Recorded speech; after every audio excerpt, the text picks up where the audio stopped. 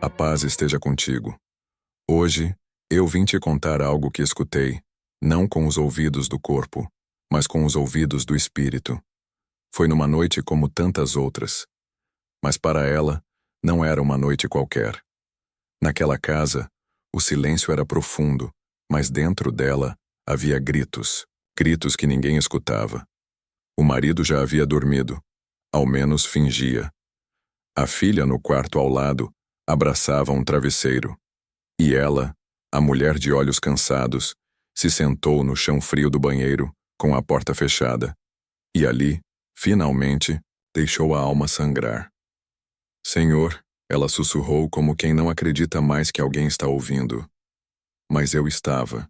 Antes que uma palavra saísse da sua boca, eu já conhecia o peso que esmagava seu peito. E, no entanto, esperei. Esperei como quem ama espera a coragem de quem teme. Esperei como o oleiro espera que o barro amoleça para recomeçar. Ela orava em prantos, mas não por saúde, não por dinheiro, não por bênçãos materiais. Ela orava por respostas. Por que ele me traiu, Senhor? Eu estava aqui o tempo todo. Fui fiel, fui mulher, fui amiga, fui mãe. E ainda assim, ele preferiu outra cama, outro corpo, outra história que não era nossa. Sim, eu ouvi. E cada lágrima que caía no piso gelado do banheiro subia até o trono da graça. Porque eu sou aquele que recolhe lágrimas em taças e transforma dor em glória. Ela não me viu. Mas eu estava sentado no canto daquele banheiro como estive com Maria aos pés da cruz, como estive com Ana quando ela chorou em Siló, como estive com Agar no deserto, quando ninguém mais a via. A dor dela não era apenas a traição carnal.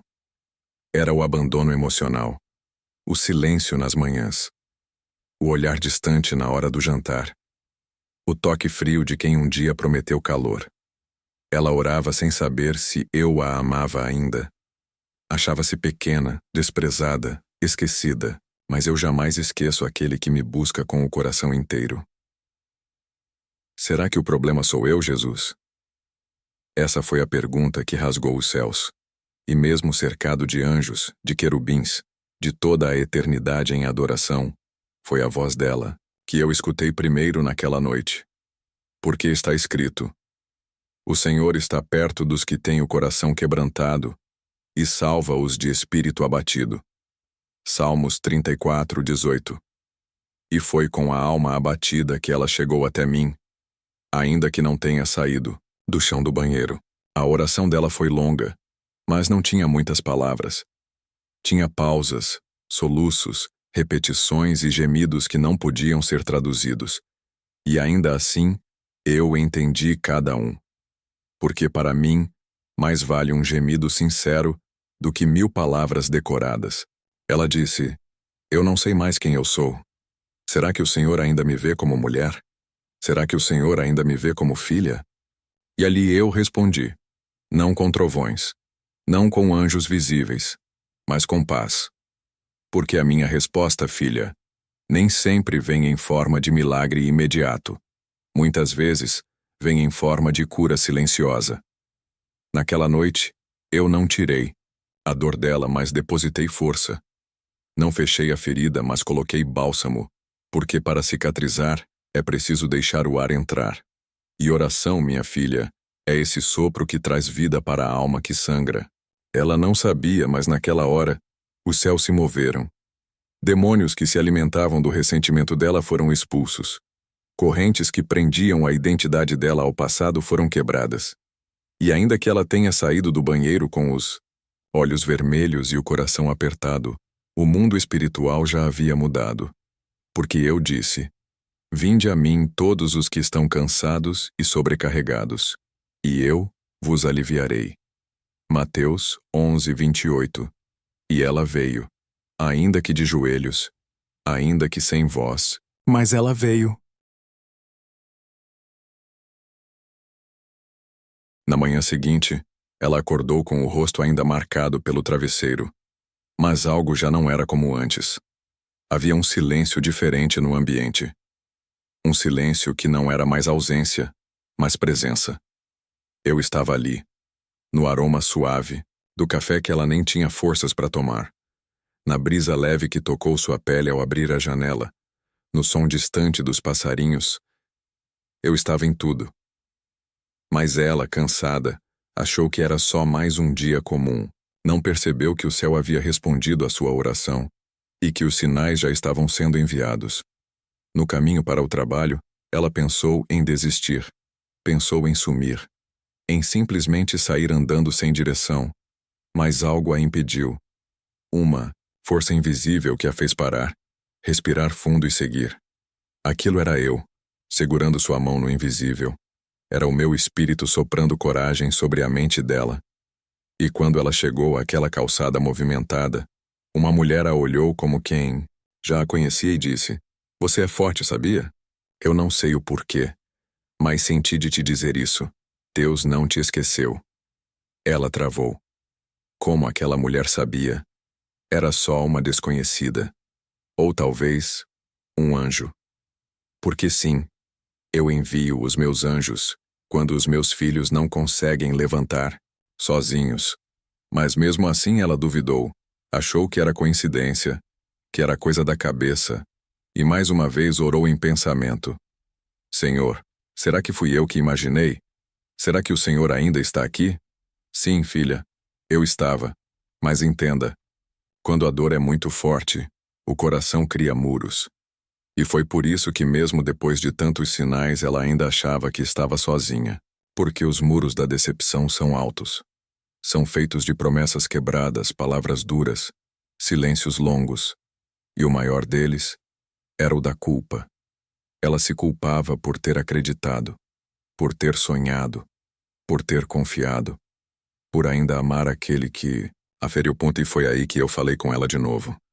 Não com voz audível, mas com lembranças. Naquela noite, enquanto chorava sozinha no sofá, ela lembrou de uma pregação antiga, de quando ainda era moça, onde o pregador dizia: "Quando tudo ao seu redor falhar, Deus ainda estará no controle." Aquela frase ecoou como um trovão dentro da mente dela.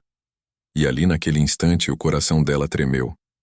Porque apesar da dor, algo dentro dela queria acreditar outra vez. Foi então que ela falou, comigo, simples, sem teologia, sem rodeios, só alma: "Jesus, eu não aguento mais ser forte sozinha. Me ajuda." E quando ela disse isso, eu me levantei do meu trono. Porque quando alguém me entrega sua fraqueza, eu libero a minha força. Naquela mesma madrugada, eu invadi o quarto dela com minha paz. Ela dormiu profundamente pela primeira vez em semanas. Naquele sono, eu mostrei um sonho. No sonho, ela estava num campo seco, rodeada por árvores mortas, mas uma chuva começou a cair. E onde a água tocava nascia vida. Folhas verdes, flores, frutos. E ela ouvia uma voz no céu dizendo: "Estou regando sua história. E nada do que morreu será maior do que aquilo que ainda vou fazer nascer." Ela acordou com o coração disparado. Ela não entendia tudo, mas sabia que era mais do que um sonho. Era resposta. Era promessa. No dia seguinte, ela abriu a Bíblia pela primeira vez em muito tempo e caiu justamente no Salmo 126. Aqueles que, com lágrimas semeiam, com júbilo colherão. Ela chorou. Chorou diferente dessa vez. Chorou aliviada. Porque eu comecei a mostrar a ela que o problema nunca foi ela. Que ela era minha. E que antes mesmo de ser esposa, mãe, mulher, ela era filha. E filha, eu cuido. Ela ainda não sabia o que viria. Mas naquela madrugada a libertação já havia começado. Naquela manhã seguinte o mundo parecia o mesmo céu cinza, o mesmo marido calado, a mesma rotina repetida no automático. Mas algo invisível havia mudado. Dentro dela, um eco suave começou a vibrar. Um eco de esperança que ainda não era grito, mas já não era silêncio. "Tudo parece igual, Jesus." Ela murmurou ao olhar seu reflexo no espelho. Mas por dentro, algo está diferente. E estava. Porque aquilo que começa no espírito amadurece em silêncio até se tornar visível. A semente da restauração não é plantada no palco, mas no bastidor da dor, no solo rasgado do coração quebrantado. E como disse o sábio Salomão, tudo tem o seu tempo determinado, e há tempo para todo propósito debaixo do céu. Eclesiastes 3:1. Aquela noite de oração, lágrimas e gemidos, foi o tempo de plantar. Agora começava o tempo de germinar. Os dias que se seguiram não trouxeram milagres reluzentes. O marido não se transformou num príncipe. A filha continuou calada e os amigos que antes cercavam sumiram como folhas levadas pelo vento. Mas ali, no secreto, ela estava sendo curada.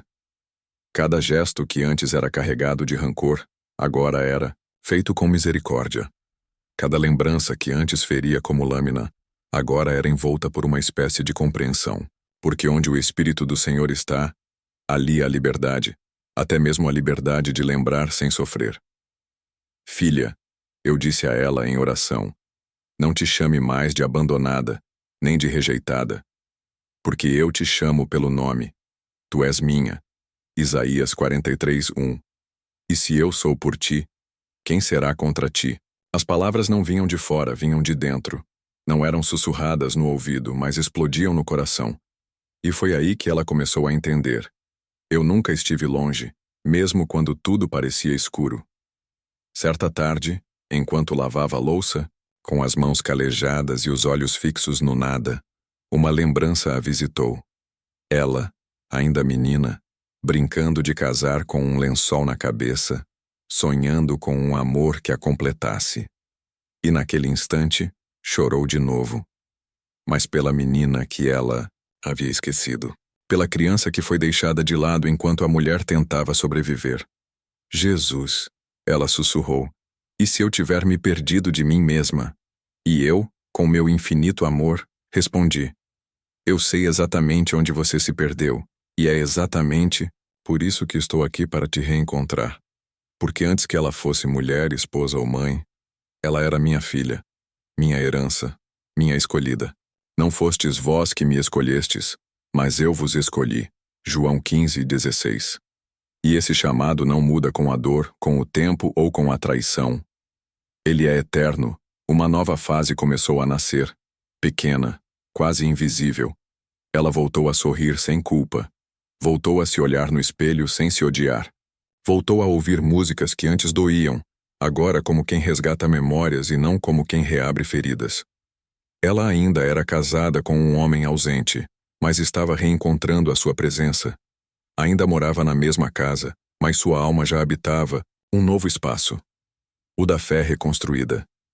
Começou a anotar seus sentimentos num caderno escondido entre os lençóis.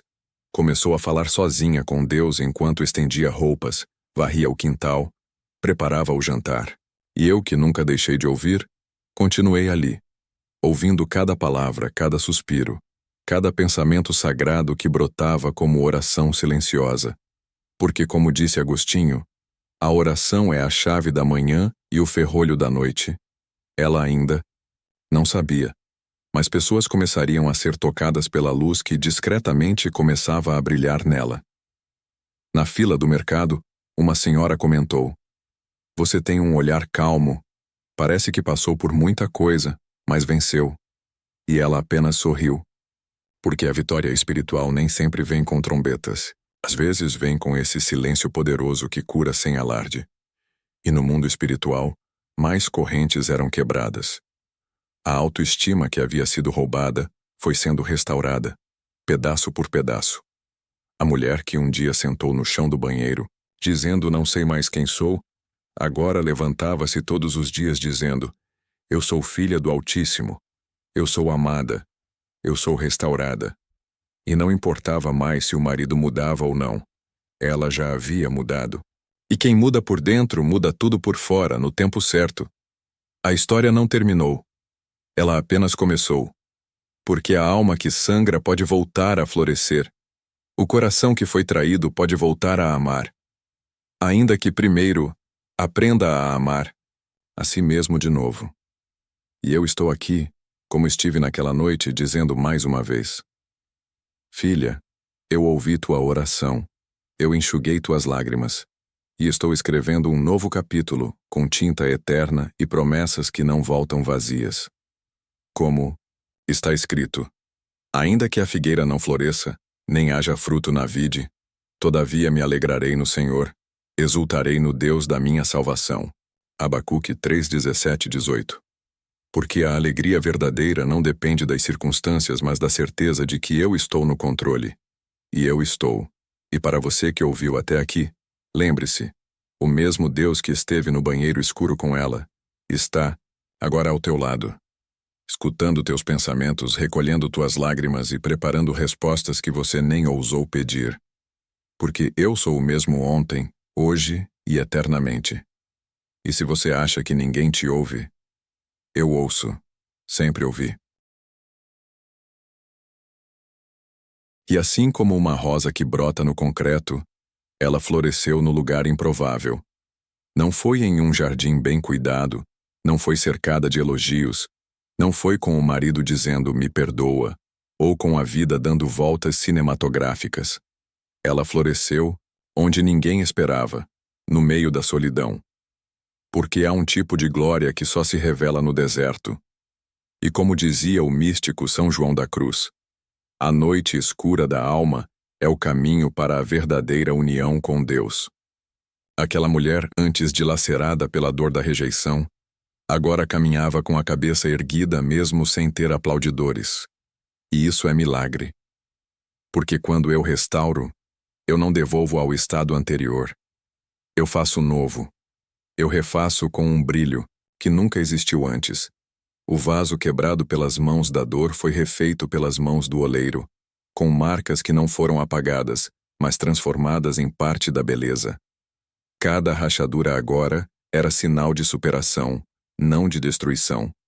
Certo dia, ao acordar, ela viu um raio de sol entrando pela janela, e pela primeira vez em muito tempo sentiu paz. Não era a paz que vem das circunstâncias, mas a paz que excede todo entendimento. Jesus, o que está acontecendo comigo? Ela perguntou em silêncio. E eu sussurrei ao seu coração. Você está se tornando quem eu sempre soube que você seria. Porque a cura espiritual não grita, ela sussurra. Não impõe, ela convida. E foi assim que a armadura pesada da sobrevivência começou a cair. A mulher que um dia fingiu ser forte agora era forte de verdade. Não porque não sentia dor, mas porque sabia onde encontrar consolo. E no secreto, ela começou a profetizar sobre a própria vida. Repetia promessas como mantras. Eu sou cabeça e não cauda. Eu sou mais do que vencedora. Eu posso todas as coisas naquele que me fortalece. Filipenses 4:13. As pessoas ao redor notaram. A filha, antes retraída, começou a se aproximar. Os vizinhos começaram a perceber que algo nela havia mudado. Não na roupa, não no carro, mas no olhar. E em silêncio, alguns começaram a perguntar: o que será que ela fez para mudar tanto assim? Eles não sabiam que foi no banheiro, escuro, entre lágrimas e súplicas, que o novo começou. Porque o verdadeiro milagre começa onde o mundo não vê. E ela, agora, já não buscava aprovação, mas missão. Começou a ajudar outras mulheres. Começou a falar da sua experiência sem vergonha. O que antes era motivo de dor agora era testemunho de superação. Se Deus restaurou a mim, Ele pode restaurar você também, ela dizia com convicção. E essas palavras, carregadas de verdade e experiência, atravessavam corações como flechas.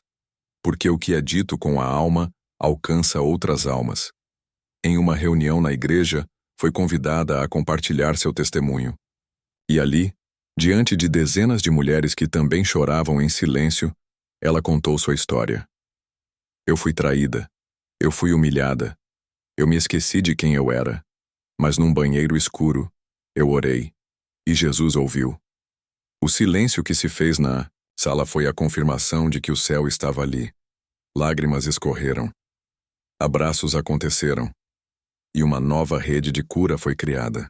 Porque quando alguém tem coragem de mostrar suas cicatrizes, outros encontram coragem para mostrar suas feridas.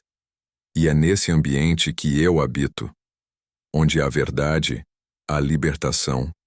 Onde há quebrantamento, a reconstrução. Porque, como disse C.S. Lewis, Deus sussurra em nossos prazeres, fala em nossa consciência, mas grita em nossas dores. A dor é o megafone de Deus para despertar um mundo surdo. O marido, vendo tudo isso, ficou desconcertado. Não entendia como ela havia mudado sem ele, como ela sorria sem precisar da aprovação dele, como ela vivia sem implorar pelo amor dele. E foi aí que algo nele também começou a mudar. Porque a verdadeira mudança em um relacionamento nem sempre começa no outro. Começa em quem tem coragem de se curar. Ele passou a observá-la com outros olhos, tentou se reaproximar com gestos tímidos, mas ela já não era mais aquela mulher desesperada por atenção. Ela era segura, firme, plena.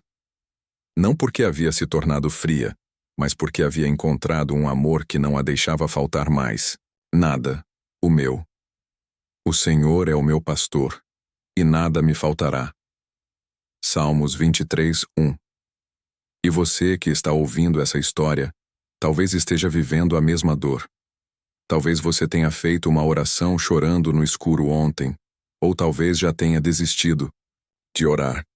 Mas eu te digo hoje, eu ouvi. Eu sempre ouço.